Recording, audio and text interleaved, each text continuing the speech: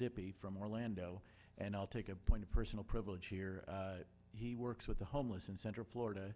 He was recently voted by the Orlando Sentinel as the Person of the Year for Central Florida because of his work for the homeless.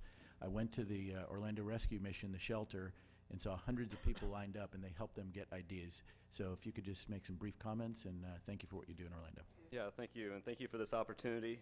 My name is Michael Dippy. I'm the executive director of a charity called IDignity that was founded in Orlando, Florida in May of 2008, long before the Real ID Act even started, and thank God it hadn't started, because I don't think we would have had the courage to start such a charity if we were facing the obstacles of the Real ID Act. But it was still a very significant issue. Lack of identification is a massive barrier for particularly the poor and the homeless. No one can apply for school, no one can get a job, you can't access most social service programs, you can't obtain benefits, can't get into shelters, can't get proper medical care. There's really a plethora of barriers you just simply cannot overcome without these little ID cards.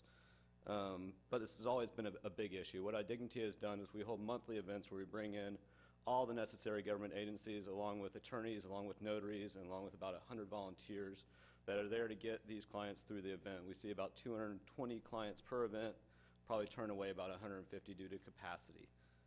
Since May of 2008, we've had 47 of these events. We've seen over 6,500 clients, provided 4,000 birth certificates, 2,000 social security cards, and over 3,500 IDs. And we have also expanded the program into other communities and also looking to get the program into the jail.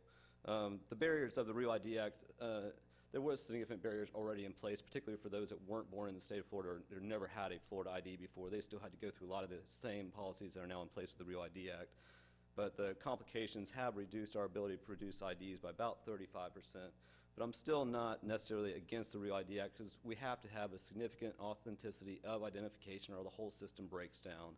The barriers aren't necessarily all insurmountable. They're just very disproportionately difficult for the poor and the homeless, including the cost, which was more than doubled by the state legislature last year.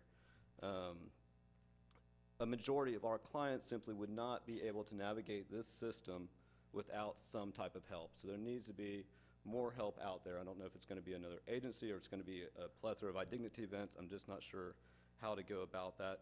There is an online system currently available that everyone gets a one-time shot to get a Florida ID or Florida license. It's still valid. It's not Real ID compliant, but it gives you a chance to get those documents and still have an ID. I'd like to see that expanded to allow more people to get an ID through that process.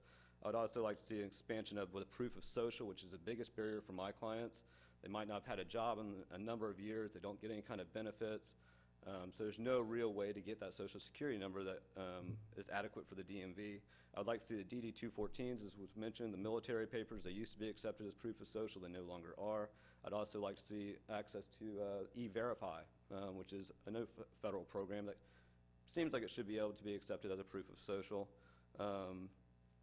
And lastly, I would just like to see IDignity type model expanded across the state. I get called constantly by communities across the state of Florida, even across the nation, of how are you all doing this? We need help too. Can you help us implement this? This is a very small charity, a very young charity. There's only a staff of one, and that's me. And we need some backing if we want to get this expanded. I appreciate the time. Well, thank you, Mr. Dippy, and thank you for what you do. And I'll just mention this. Representative Soto and I have talked about some policy ideas on how to help encourage more organizations like yours to spring up throughout the state. If there's anything policy-wise, and if other members have ideas, please let me know. A very brief question for Representative Thompson. Actually, if I may, Mr. Chair, comment. Recognized for a comment. Just to thank you for your work with the homeless in Orlando, and to confirm that we need more flexibility in terms of things that will be accepted in terms of proof of identity.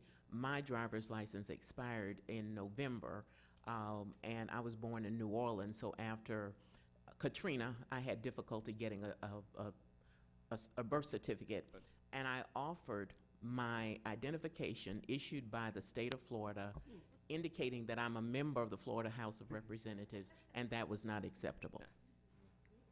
So we have some problems. Thank you, Representative Thompson.